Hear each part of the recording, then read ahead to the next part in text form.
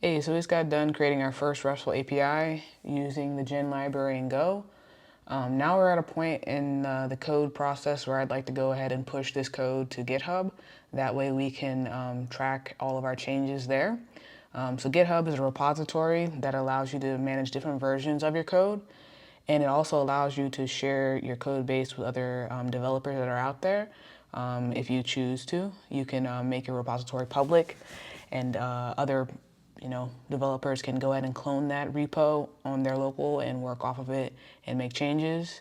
And they can also request to allow their code to be integrated with the code base that already exists. They would just create a pull request, and the owner of the code could deem whether or not the code is good enough to be incorporated with what exists. So, but in this case, we just want to make sure that we're keeping track of our code base.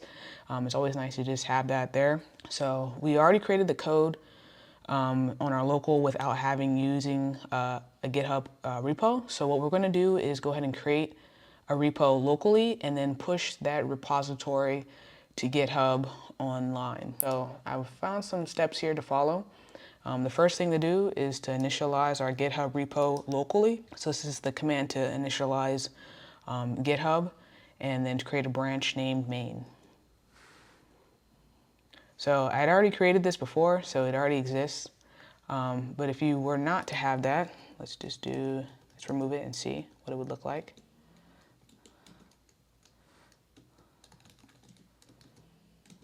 So that's what it would look like when you first initialize it. And you can see that all the files have popped up here on the right-hand side. These are all the changes. The next step is to do git.add. So right now, all of our changes are listed here on the side, but then we have to stage them so that they can be committed before they can be committed. So we do git.add.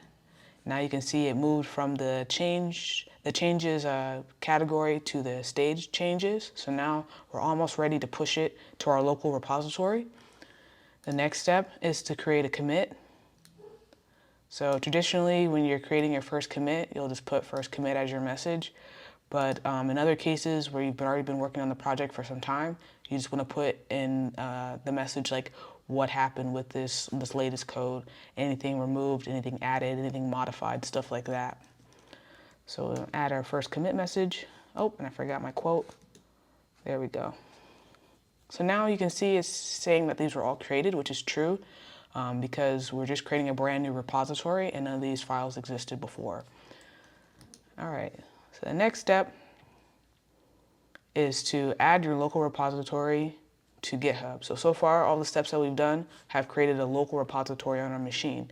Now we want to be able to create a local repository, online into GitHub. So we're pushing our local to the online GitHub repo. So there's multiple ways to do this. In this one, you can use the GitHub CLI. So if you don't have that installed on your machine already, you can use Homebrew to do that. Just copy this command, paste that in there, and it'll go ahead and download all the files we need. Nice, so that's done. Now the next thing to do is to follow the instructions here.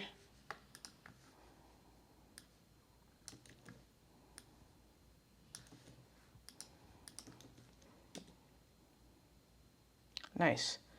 So in cases, sometimes there's cases where you're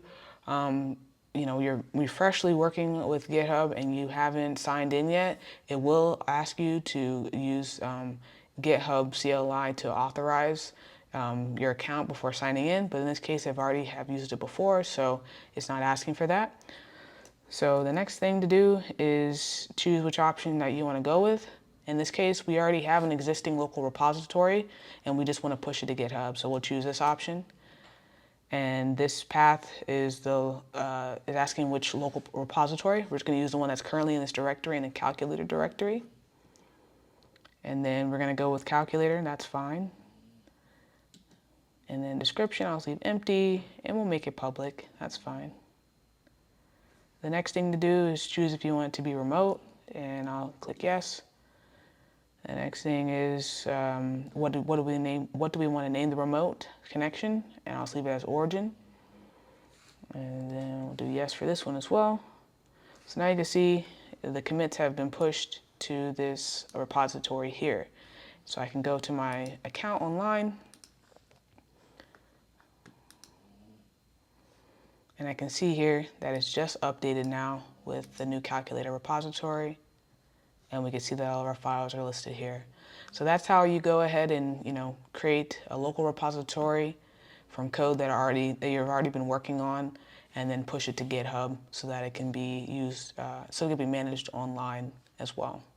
And that's it.